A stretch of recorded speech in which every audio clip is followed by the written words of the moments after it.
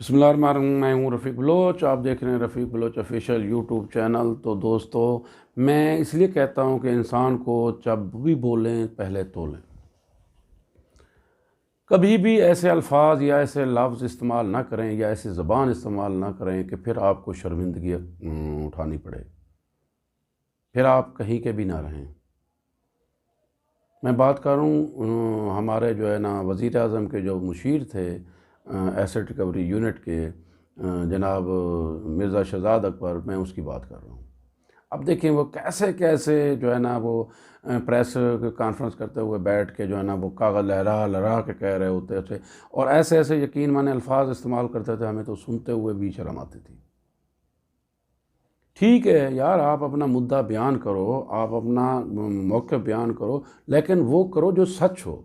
سارا دن جھوٹ بولنا، سارا دن جھوٹ بولنا، اور کب تک آپ ایسے جھوٹ بولتے رہو گے؟ اور کب تک لوگ آپ پہ یقین کریں گے؟ اب 4 سال کے بعد دھکے دے کے نکال دیا ہے حکومت نے۔ ان کو بھی ایسے لالی پاپ دیتا تھا کہ جی ایسے ایسے ایسے ایسے۔ اب خبریں یہ ہیں کہ وزیر اعظم عمران خان اس سے ناراض ہوا ہے کہ تم تو کہتے تھے کوئی یہ ہو گیا، یہ ہو گیا، تو 4 سال میں تم ایک چیز بھی ثابت نہیں کر سکے۔ حکومت کے اندر اس کے اوپر پریشر تھا، اور اس کو برطانیہ میں ناکامی ہوئی، پاکستان کے اندر کوئی ایک عدالت میں کوئی کیس ثابت نہیں کر سکا، اور کہتے ہیں کہ کروڑوں روپے لگ گئے اس کے اوپر۔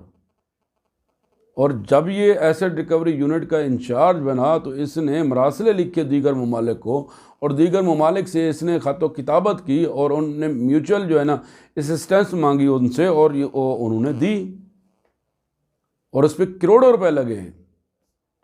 یعنی کچھ تو کہتے ہیں کہ برطانیہ کے اندر کیس دائر کرنے کے شاید جتنے کی مالیت کا وہ کیس تھا، ایون نواز شریف فیملی کے خلاف، شریف فیملی کے خلاف، اس سے زیادہ ان کا خرچہ ہو گیا، بلکہ ان کو وہاں سے جرمانہ پڑا۔ تو ان کی کارکردگی سوائے زبانی کلامی کے، سوائے زبان چلانے کے، سوائے ایک کیا کہتے ہیں اس کو کردار کشی کرنے کے کچھ بھی نہیں تھی۔ لیکن وہ ہمیشہ، وہ کہتے ہیں نا کہ سچ ہمیشہ جیت جاتا ہے، جھوٹ کو ہمیشہ خاک میں جانا پڑتا ہے۔ آج شہزاد اکبر کا نام لینے والا کوئی نہیں، اب منہ چھپاتا پھر رہا ہے۔ خبریں یہ ہیں کہ وہ ملک سے فرار ہونے کی کوشش کر رہا ہے، اور اپوزیشن کی طرف سے مطالبہ ہے، ان لوگوں کی طرف سے مطالبہ ہے جن کو کہتا تھا کہ یہ بھاگ جائیں گے، ان کو میں جیل میں ڈالوں گا، یہ کروں گا، وہ کروں گا، ان کی طرف سے مطالبہ ہے کہ اس کو پاکستان میں روکیں اور ECL پہ اس کا نام ڈالیں۔ یہ مکافات عمل ہے۔ جب بھی آپ کسی کے ساتھ کچھ کریں گے تو آپ کے ساتھ بھی ایسے ہی ہوگا۔ خدا را کبھی بھی کسی کے ساتھ غلط نہ کریں، کسی کے بارے میں غلط آپ نہ بیان دیں، نہ غلط جو ہے نا آپ کمنٹس پاس کریں، نہ غلط زبان استعمال کریں۔ آپ جھوٹ کب تک بولتے رہیں گے، اور جھوٹ کتنے عرصے تک آپ چلا پائیں گے؟ کبھی بھی نہیں، اور نہ کوئی جھوٹ کی اتنی عزت ہوتی ہے۔ جھوٹ ہمیشہ جو ہے نا وہ ختم ہو جاتا ہے۔ تو شہزاد اکبر کو جو ہے نا اب اطلاعات یہی ہیں کہ وہ ملک سے نکلنے کی کوشش کر رہا ہے، اور وہ جو ہے نا برطانیہ کی طرف یا دیگر ممالک کی طرف جو ہے نا وہ جانے کی اس نے ٹکٹ بھی کرا لی ہے۔ پتہ نہیں ابھی اس میں کتنی حد تک صداقت ہے۔